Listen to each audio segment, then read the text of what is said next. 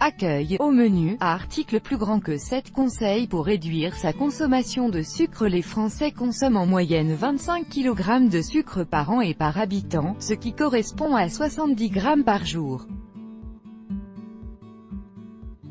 Notre consommation se situe au-delà de la moyenne mondiale qui avoisine les 20 kg.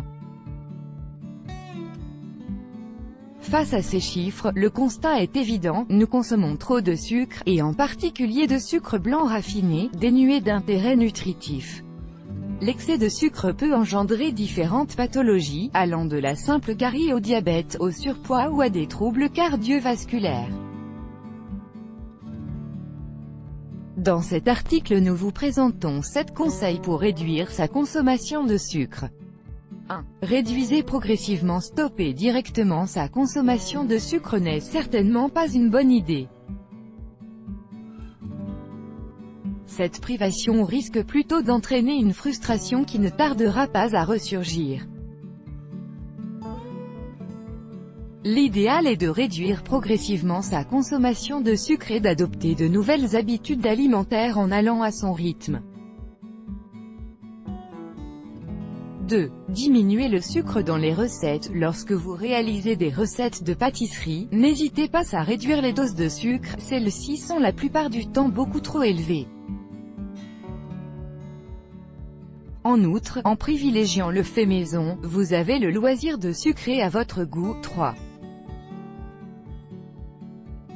Lisez les étiquettes lors de vos achats, veillez à bien lire la liste des ingrédients qui figurent au dos de chaque produit. Les ingrédients y apparaissent par ordre décroissant de poids, l'ingrédient en première position est celui qu'on trouve en plus grande quantité. Vérifiez donc que le sucre ne figure pas dans le haut de la liste. 4.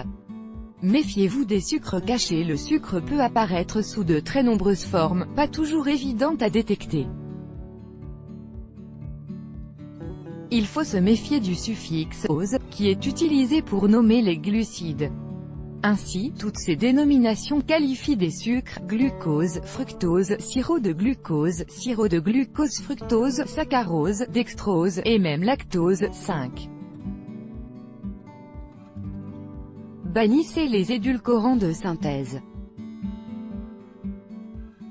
Certains industriels proposent des produits dits « allégés » où le sucre est remplacé par des édulcorants de synthèse. Ces édulcorants sont pour la plupart du temps nocifs à notre organisme, c'est notamment le cas de l'aspartame A951, le sucralose et l'acésulfame K950. Plusieurs études ont démontré que les édulcorants de synthèse ne diminuaient pas le risque de diabète ou de surpoids. 6. Et optez pour des alternatives saines. Quitte à consommer du sucre, mieux vaut opter pour du sucre de qualité. Parmi eux figurent le sucre complet, le rapadura et le sucre de coco. Ces sucres possédant un pouvoir sucrant supérieur au sucre blanc, ils sont particulièrement adaptés pour réduire sa consommation de sucre. 7. Diminuer la consommation de jus et de smoothies. Les smoothies et les jus de fruits contiennent du fructose, du sucre naturellement présent dans les fruits.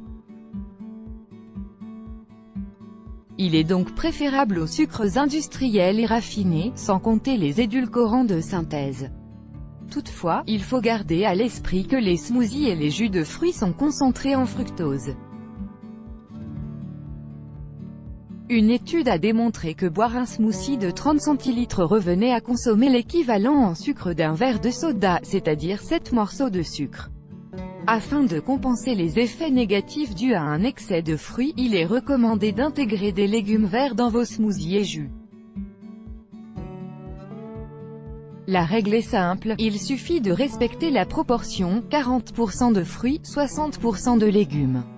Légumes verts permettent de compenser la glycémie du smoothie et d'équilibrer son taux en sucre. Découvrez notre premier e-book sur le thème du petit déjeuner. Cliquez sur l'image plus grand que en savoir plus articles liés ailleurs sur le web.